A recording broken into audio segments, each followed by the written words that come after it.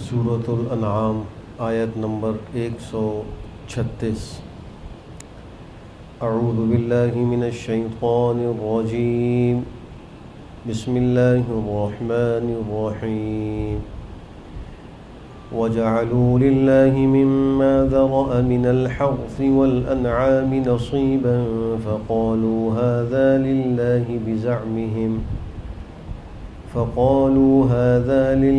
بِزَعْمِهِمْ وَهَذَا لِشُرَكَائِنَا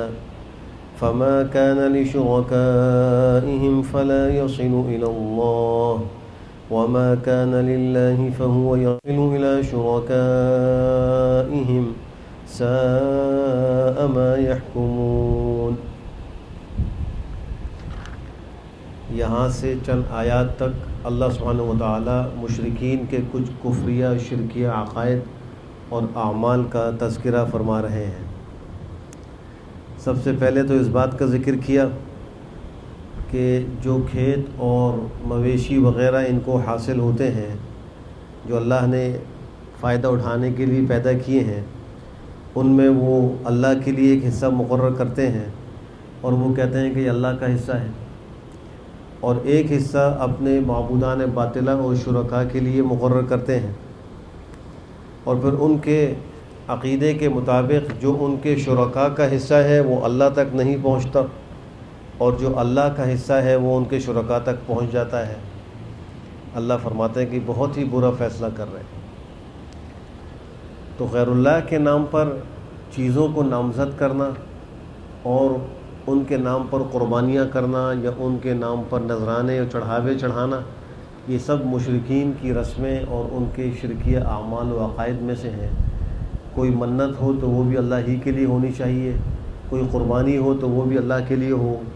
اور کوئی اسے صدقہ اور خیرات کرنا ہے تو وہ بھی اللہ ہی کے نام پہ کرے۔ یہاں تک لکھا ہے کہ اگر کوئی شخص جانور ذبح کرتے وقت بجائے بسم اللہ اللہ اکبر پڑھنے کے یوں پڑھے بسم محمد یا بسم موسیٰ یا بسم عیسیٰ، تو وہ جانور مردار اور حرام ہو جائے، کیونکہ وہ غیر اللہ کے نام پہ ذبح کر رہا ہے۔ تو جب ان محترم و معزز انبیاء کرام کے نام پر بھی ذبح کرنے سے جانور حلال نہیں ہو رہا، حرام ہو رہا ہے، تو معبودان باطلہ جو مشرکین نے اپنے خود بنائے ہوئے ہیں ان کے نام پر ذبح کرنے سے وہ چیز کیسے حلال ہوگی؟ وہ تو بطریق اولا حرام ہوگی۔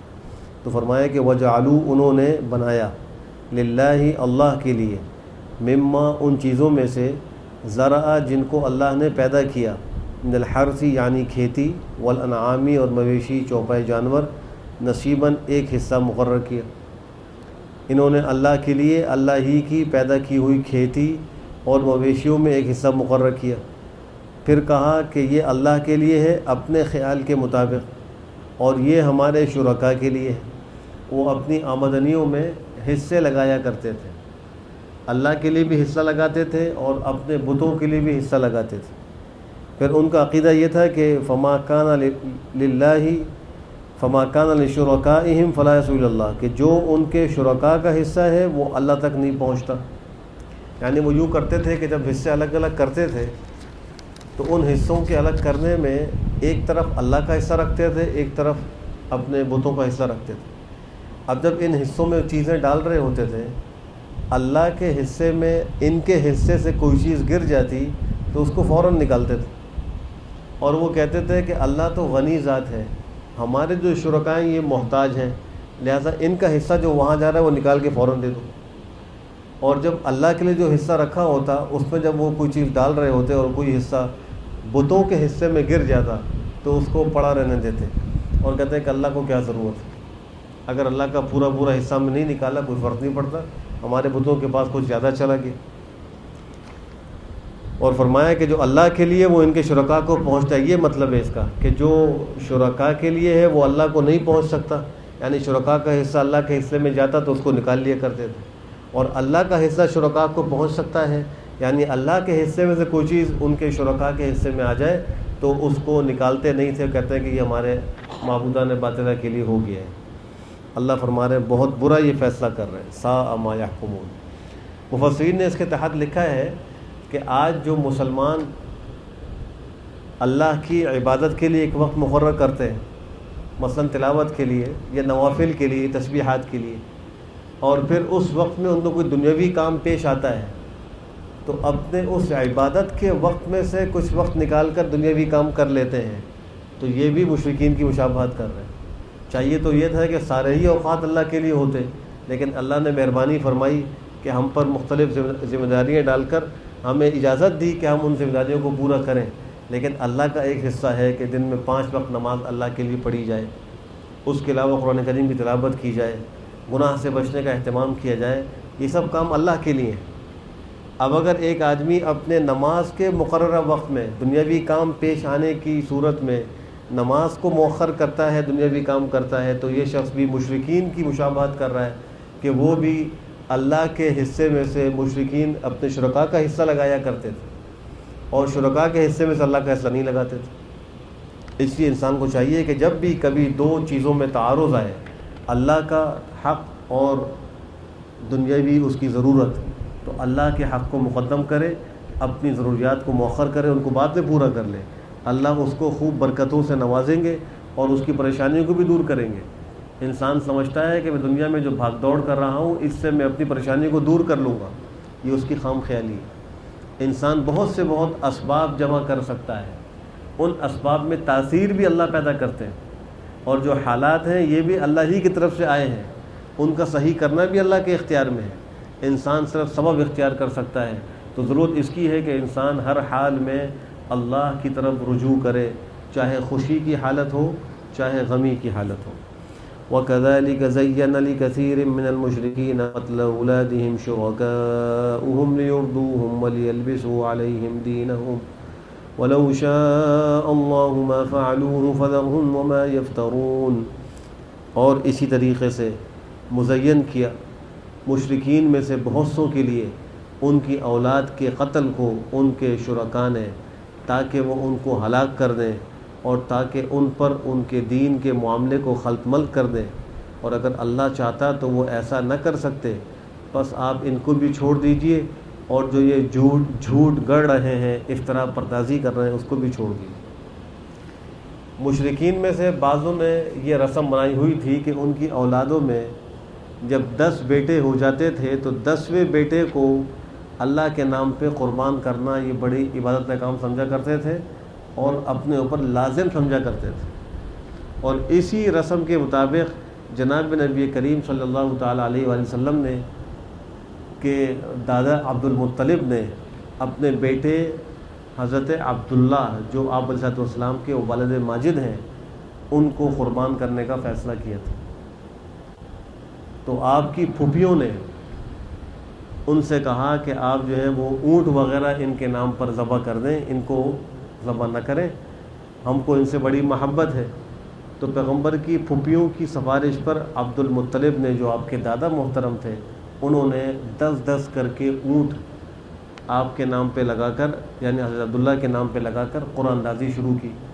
لیکن ہر خورے میں حضرت عبداللہ کا نام نکلتا رہا، یہاں تک کہ جب 100 اونٹ ہو گئے تو اونٹوں کے نام پہ قرآن نکلا۔ حضرت عبداللہ کی جگہ پر انہوں نے 100 اونٹ قربان کر دیے تھے۔ تو اللہ فرماتے ہیں کہ ان لوگوں کے لیے اولاد کے قربان کرنے، قتل کرنے کو ان کے شرکاء نے مزین کر دیا تھا، بڑا آراستہ اور پیراستہ کر دیا تھا۔ اسی طریقے سے مشرکین کے ہاں اگر لڑکی پیدا ہو جاتی تو اس کو زندہ درگور کیا کرتے تھے، اور ایک نہیں کئی بچیوں کو ایک شخص نے زندہ درگور کیا۔ 5 6 سال کی عمر کی جب وہ پہنچ جاتی تھی، ان کو لے جا کر اپنے ہاتھوں سے زمین میں گڑھا کھود کے ان گڑھوں کے کھودنے میں وہ بچی بھی تعاون کرتی تھی،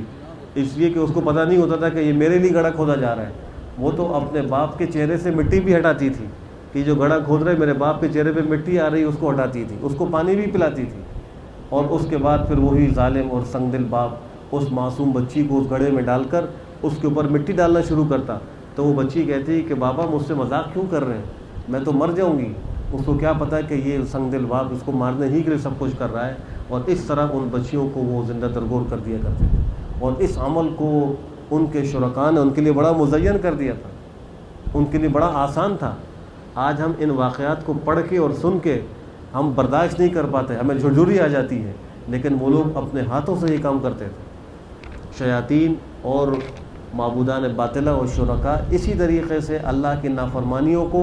انسانوں کے لیے مزین کر دیتے ہیں، جس کے بعد پھر ان کے لیے گناہ کرنا آسان ہوتا ہے، اللہ کے حکم کو توڑنا آسان ہو جاتا ہے۔ یہ طریقہ مشرکین کا ہے۔ وَقَالُوا هَٰذِهِ أَنْعَامٌ وَحَرْثٌ حِجْرٌ لَا يَطْعَمُهَا إِلَّا مَن نَّشَاءُ بِزَعْمِهِمْ وَأَنْعَامٌ حُرِّمَتْ ظُهُورُهَا وَأَنْعَامٌ لَا يَذْكُرُونَ اسْمَ اللَّهِ عَلَيْهَا افْتِرَاءً عَلَيْهِ سَيَجْزِيهِم بِمَا كَانُوا يَفْتَرُونَ۔ انہوں نے کہا کہ یہ جو مویشی جانور ہے اور کھیتی ہے، حجر یہ ممنوع ہے، حرام ہے۔ گویا مشرکین حلت و حرمت کا اختیار اپنے معبودان باطلہ کو بھی دیا کرتے تھے، اپنے بڑوں کو بھی دیا کرتے تھے، حالانکہ کسی چیز کے حلال یا حرام کرنے کا اختیار سوائے اللہ کے کسی کو نہیں۔ اللہ جس چیز کو حلال کہیں وہ حلال ہے، جس کو اللہ حرام کہیں وہ حرام ہے۔ مخلوق کے حلال و حرام کرنے سے کوئی فرق نہیں پڑتا، لیکن مشرکین کا حال یہی تھا۔ وہ کہتے تھے کہ یہ جو بعض جانور ہوتے تھے، بعض کھیتیاں ہوتی تھیں، ان کے بارے میں کہتے ہیں کہ ممنوع ہے، لا یطعمھا، اس کو نہیں کھا سکتا، الا من نشاء، مگر وہ جس کو ہم چاہیں، بزعمہم، اپنے خیال کے مطابق، وانعام حرم ظہورھا، اور چوپائے جانور جن کی پشتوں کو حرام کر دیا گیا، ان کی پیٹھوں کو حرام کر دیا گیا، یعنی ان پہ سواری اور بار برداری کی اجازت نہیں۔ وہ کہتے ہیں کہ یہ جو جانور ہے، بعض جانوروں کو بتوں کے نام پہ نامزد کرتے اور کہتے ہیں کہ ان کے اوپر بیٹھنا بھی حرام اور ممنوع ہے، اور ان پر سامان بھی لے جانا حرام اور ممنوع ہے۔ وانعام، اور کچھ چوپائے جانور ایسے ہوتے تھے، لا یذکرون اسم اللہ علیہ افتراء علیہ، جن پر وہ اللہ کا نام نہیں لیتے تھے، اللہ پر افتراء کرتے ہوئے، جھوٹ گڑھتے ہوئے، ان کو بتوں کے نام پہ ذبح کرتے، یوں کہتے بسم اللہ تھی،